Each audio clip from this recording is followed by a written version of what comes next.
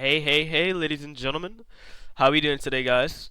Um, oh my god, bro. I'm like recovering from a sickness right now. So if anyone's watching this and you get like tired of my voice, bro, I'm so sorry. But like I'm recovering from a sickness. So anyways, let's get to this trade recap. Um, literally, we're gonna get straight to the point. I got left again, bro. This was my execution. Literally off of this imbalance, I want a price to come down, tap into it, the 50%, then keep on going, hit literally all my draws and liquidity, and yeah, my continuation, but my model played out. There was just no entry, so that's pretty unfortunate.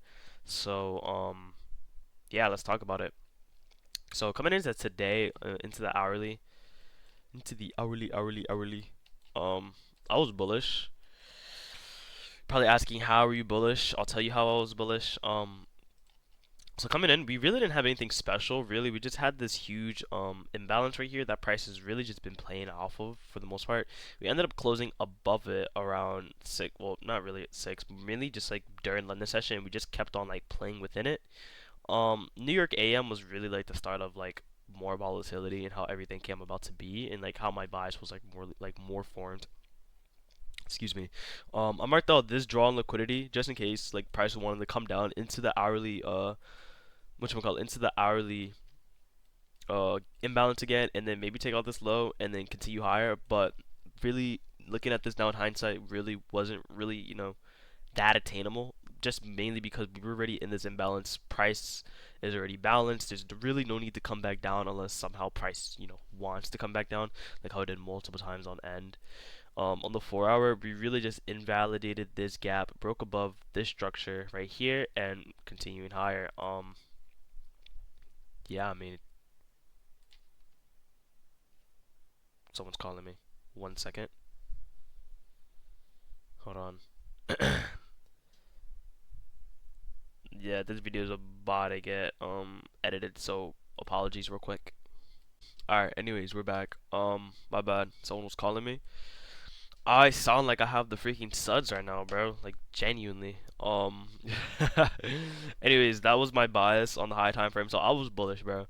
So what do I do when I'm bullish? I look for bullish draws and liquidity. Like if we're doing top down, wow, this is like freaking crazy, bro. Like the fact that I haven't taken any trades since literally like 2 weeks ago, bro. Wow, just because I got left out on 3 trades last week. Well, on I think like 2 trades last week. Anyways, if you look at our top down, what we do like our top down on the weekly, we're like really bearish still. Like we're still respecting bearish PD rates. We came out, took out these draws liquidity, which was really the wow, I'm still private. Never mind, hold on. Give me one quick second. Okay, anyways, we're back again. Wow, it's probably gonna have 3 edits. Well, 2 edits. Uh anyways, weekly we're probably just retracing, to be honest. We already took out all these significant lows. We really took out these significant lows, I'm pretty sure, not really pretty sure, but I called out we were gonna take out one of these lows, excuse me, in a previous video, and we ended up coming out taking these lows. So it's about time we get a retrace. If you look at the daily, we still have this daily gap that honestly could price really retrace into, today, potentially. Honestly, we really just cleared through that gap. Really high chance, not high chance, but really probable chance that price could retrace into this gap. So I'm looking forward to that. Let's see how that plays out.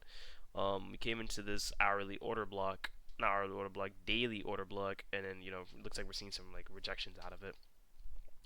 Anyways, back down to the 5 minute because that's where everything took place at. So my draws today were previous session London highs right here from yesterday, and then we also had previous day highs right here. We could really just take this out, to be honest. Oh, we could really just take that out because we don't really need these anymore. But yeah, we also had this regular London high, which was equilibrium of this whole range right here. I wanted price to dip down in the equilibrium for me to at least be comfortable for even just scaling down in the first place. Um, and that is exactly what we did on the 15 minute. What did we do pre-market, right before market open, right before 9:30 bell? We came in into this gap, respected it. So on top of that, usually with the first 15-minute gap, if we either respect it or disrespect it, usually is gonna tell us where market is probably gonna go for the first like actual like 30 minutes of it. So that's like that was actually pretty good. And then scaling on to the 5 minute, coming in the market open, we had this 5 minute gap as well. We ended up inversing it and breaking structure, right here, breaking structure, right here. And with that, you could technically say it wasn't really a break of structure, more of a retrace. But to me, bro, to me, if we break structure above a swing low and not and literally inversing this gap, we technically introduced bearish order flow. Um, and then we ended up reclaiming it, and then coming up, literally breaking structure again, um, to the top, and just continuing the bullish order flow. But I mean, yeah, with that being said, we inversed this gap and then we ended up reclaiming this gap. But we weren't, in my eyes, we weren't in bullish order flow yet because I wanted this swing high to be closed above. So with this in mind, with this being reclaimed, this was my original 5 minute PD array. I scaled down to the 3 minute. What did we do in the 3 minute? We reclaimed on this candle level right here, 939. As you can see right here, this was 940. So 939. Excuse me, 939. We broke structure above here and turning this hold down into an order block. I was like, okay, bet. Let's scroll down to the 1 minute. Let's get a cool entry because what did we do on my 3 minute? Introducing bullish order flow, disrespecting bearish order flow, and we turn this into an order block. And the 5 minute, we're gonna break structure soon, but on the 3 minute, we already broke structure back up to the upside. How are you saying we didn't break structure to the downside? I'm not even counting this big wick, honestly. I was really counting this main thing right here. We broke structure there, then we just continued back up to rally on higher. With that being said, on the 1 minute, I looked for an entry. Um, Literally just 1 minute entry model based off my 5 minute and 3 minute PD array. My stop loss was literally underneath this 3 minute order block. Not like underneath, but really just like the main thing. Not main thing, but really just like where price would usually come down to. And if it would stop me out in there, then that would have been like my trade idea invalidated. My not original, but my only trade idea was literally on sorts of this imbalance right here getting filled. I wanted this imbalance to get filled because price was not balanced. Price was balanced beforehand, but after we made this imbalance, I saw like there had to be a reason why price had to come back down and then continue on higher. But I guess we just got left, and there's gonna be a little clip right here. I'm gonna show you guys that price ended up leaving me, so I'm gonna play that, and then yeah, price ended up leaving me. Unfortunate, as you can see right here, literally my buy limit price literally just left me and continued on to my take profits. Take profit 1 was London session high, previous day London session high. Take profit 2, previous day high. Extendo long clippers because I entered them with 2 contracts, but honestly I probably would have added on more to my size, um, to get this sexy beauty of a new week opening gap. This would have been like this is the draw on liquidity for today was so easy to read in my opinion, just how bullish and how volatile we were. Um, it was just so, in my opinion, really strong, really strong. Um, just really strong price action for price to just come back in and then literally tap into this new week opening gap. And then yeah, with that in mind, I was like, damn. After price left me, I was like, damn, GG's. I'm not gonna enter again. Um, One thing, FOMO is a real thing. I've fell victim to FOMO multiple times, and I'm not gonna fall victim to FOMO ever again. Literally, mainly because it's like, bro, like if I know the draw on liquidity is right, I'm just gonna sit back and watch what price wants to do.